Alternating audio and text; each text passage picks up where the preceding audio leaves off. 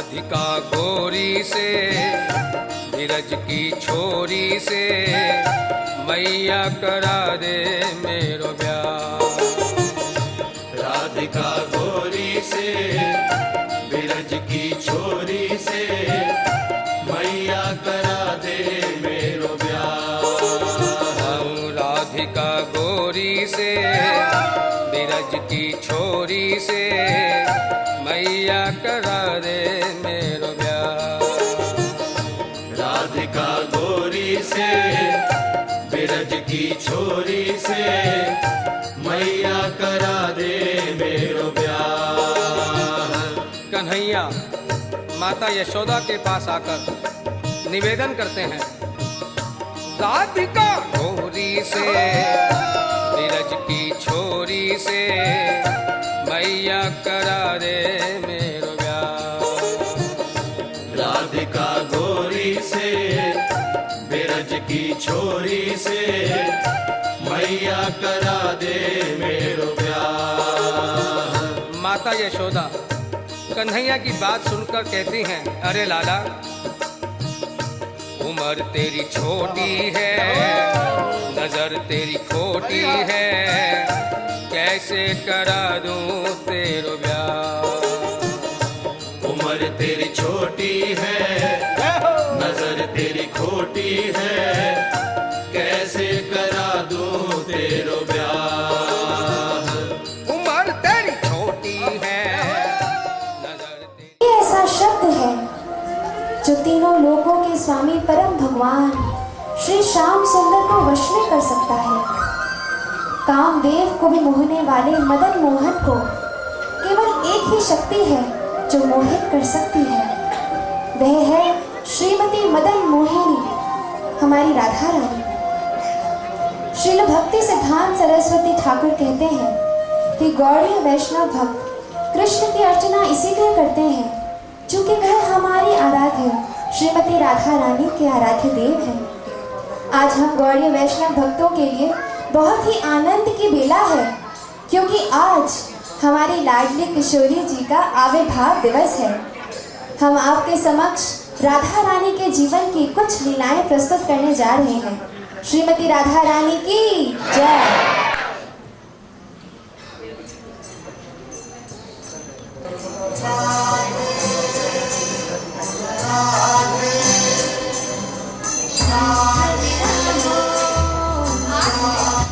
5000 वर्ष पूर्व रावण ने उस दिन भाद्र मास की अश्विन की अष्टमी थी।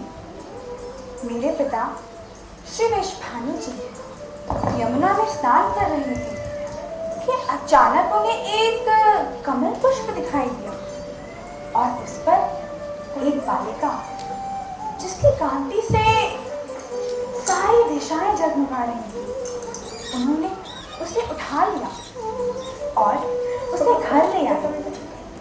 मेरी माता श्री कीर्तिदा उनके स्नेह भरे आंचल में मुझे उन्होंने डाल दिया, परंतु जब उन्होंने देखा कि मैं नेत्र नहीं खोल रही तो वे अत्यंत दुखी हुए और उसी वक्त नारद मुनि वहां आए और फिर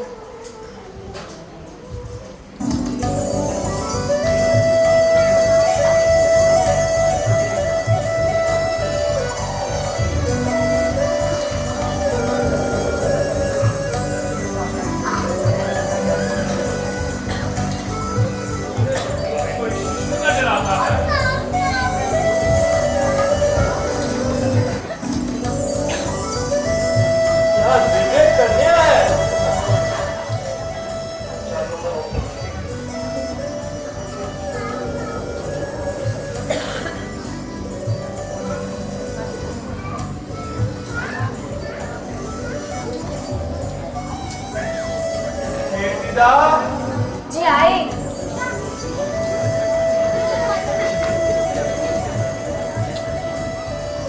कितनी दिव्य बालिका है ये,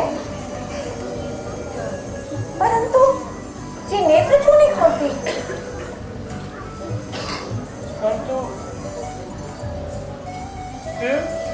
तो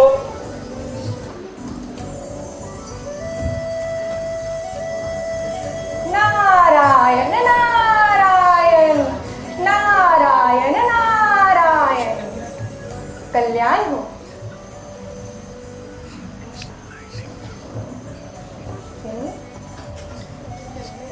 हे वृषभानु जी, आप तो जानते ही हैं कि यह कोई साधारण कन्या नहीं है।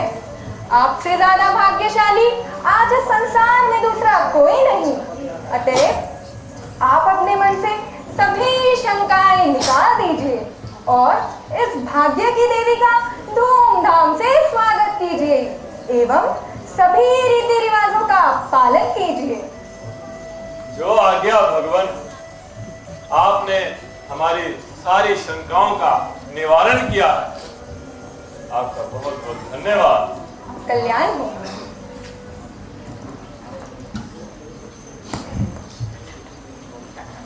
हमारे घर पधारे अपने लल्ला श्री कृष्ण के साथ।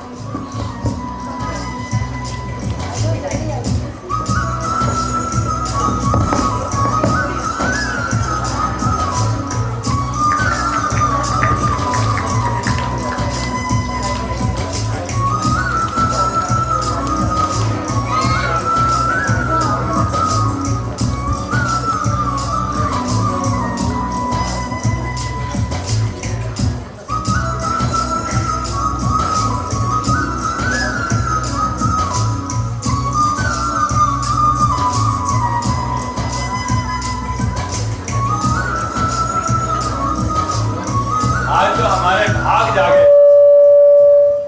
आज तो हमारा आंगन स्वर्ग हुआ।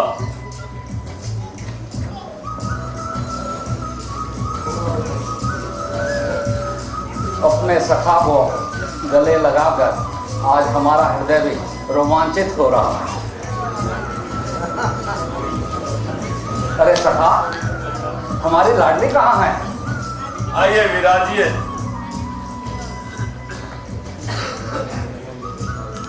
कीर्तिदास जी हम आ रहे हैं।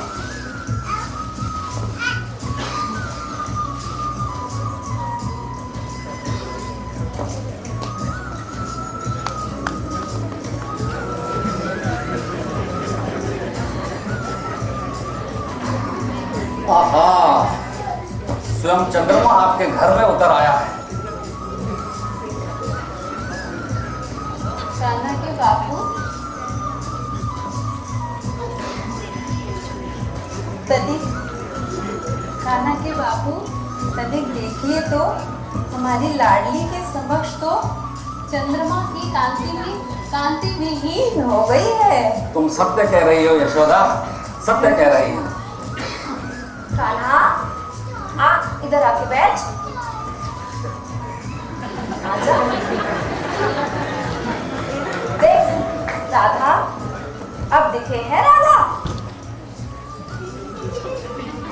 अरे ये कैसा चमत्कार है। आज हमारी लाडो ने पहली बार अपने नेत्र खोले हैं। यशोदा,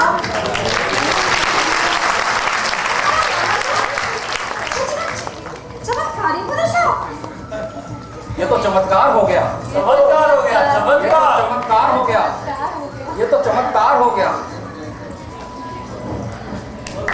के दर्शनों के पश्चात ही इस जगत को देखना प्रारंभ किया। मेरे जन्म का एकमात्र कारण श्री कृष्ण प्रेमा भक्ति रसा आस्वादन ही था। उसके लिए मुझे कोई भी असुविधा प्रिय थी। प्रीत की यही रीति है, अपने प्रियवर के सुख में ही हमारा सुख होता है। अब वृषभानु जी के आंगन में छोटे छोटे नुपुरों के रुंझुन सुनाई देने लगते हैं, क्योंकि छोटी सी किशोरी जो उनके आंगन में डोलने लगती है।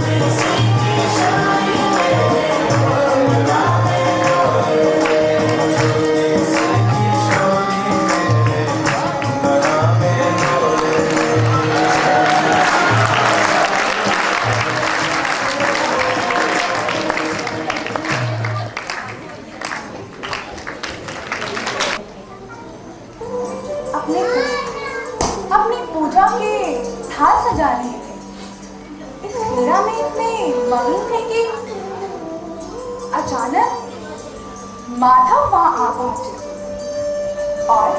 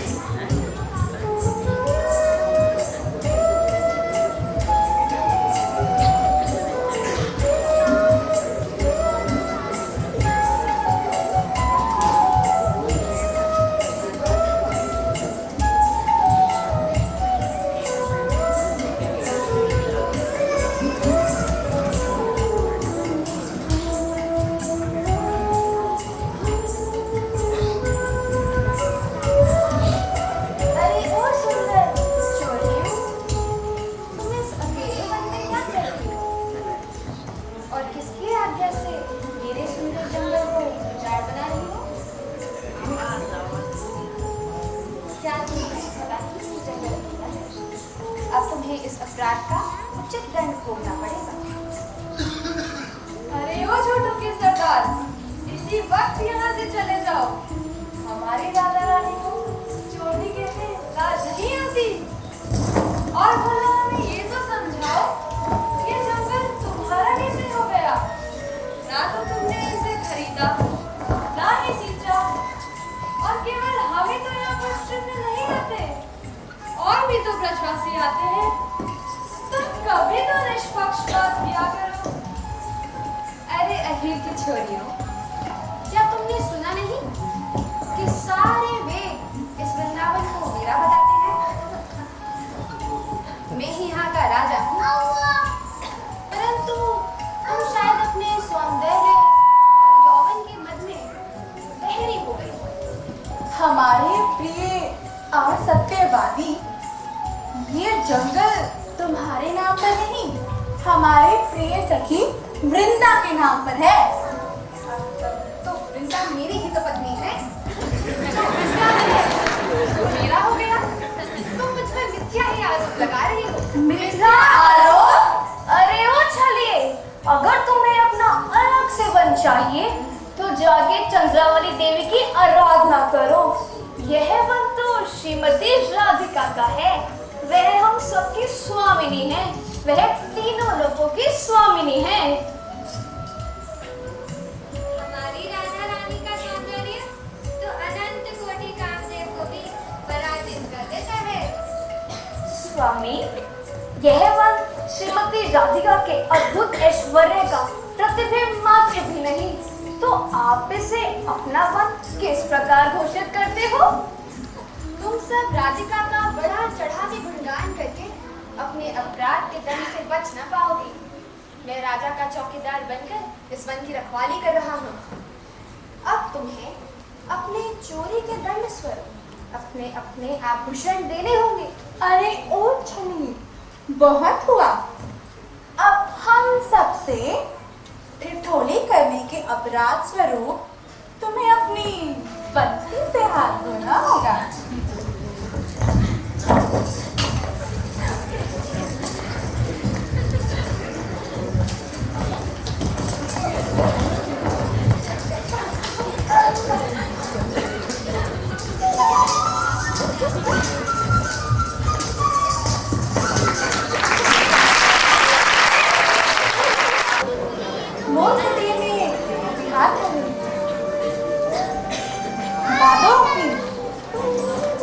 उमड़ते बादलों को देख, मोर मस्त नृत्य कर रहे थे और बूढ़े इतना मस्त नाचता देख माधव और सखियां अपने को रोक ना पाए और वह भी उन मोरों के साथ मोर पिटी में मोर नृत्य करने लगे।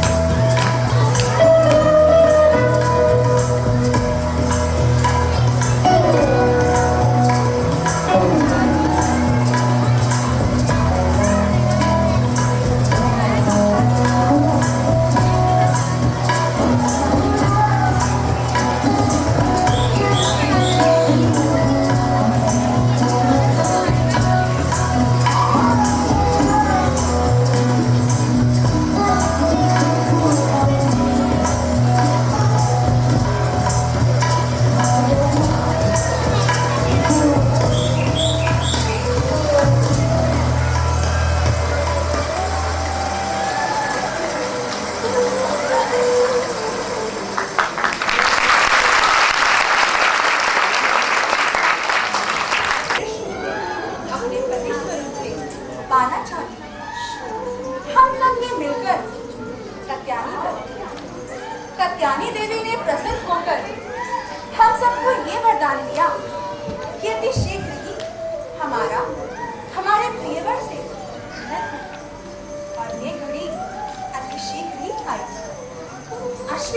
यमुना को हम सब ने मिलकर अपने प्रिय से रास नृत्य किया।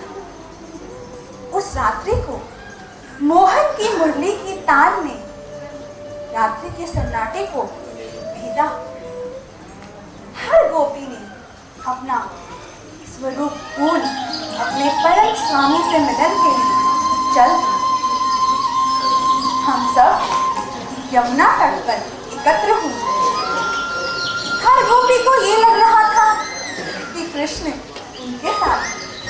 इस तरह तीनों लोगों के भगवान श्री कृष्ण ने अपना विस्तार कर रास नृत्य की रचना की।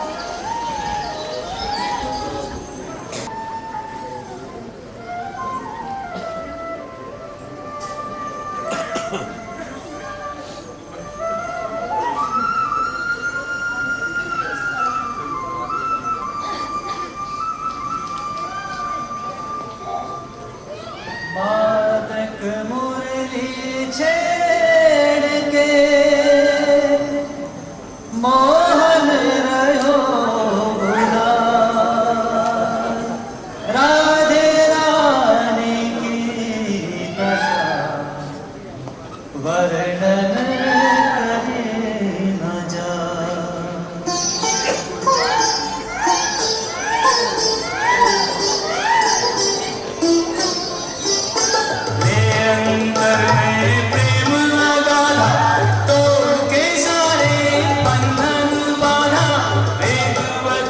सरकासी राधा इनके सिंधु समाने चली है।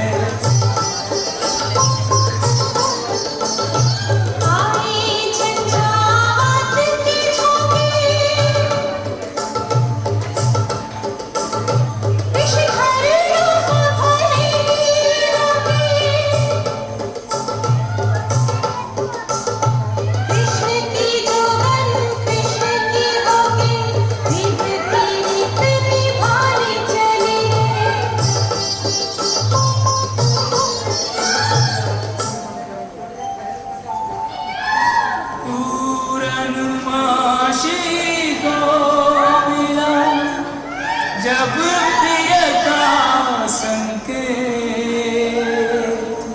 यमुना तट पर आ गई, राधा सखीन समेत, राधा सखीन समेत।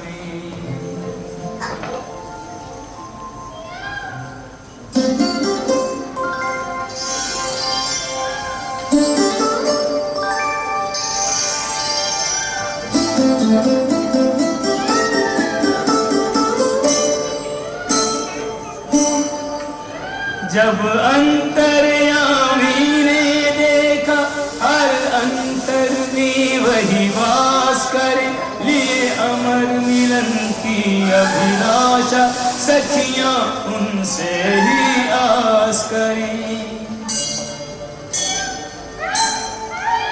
वे निवेदिताएं समर्पिताएं उन पर ही विश्वास करे, तब निश्चित किया पुरुषोत्तम ने अब सखियों संग महारास करे।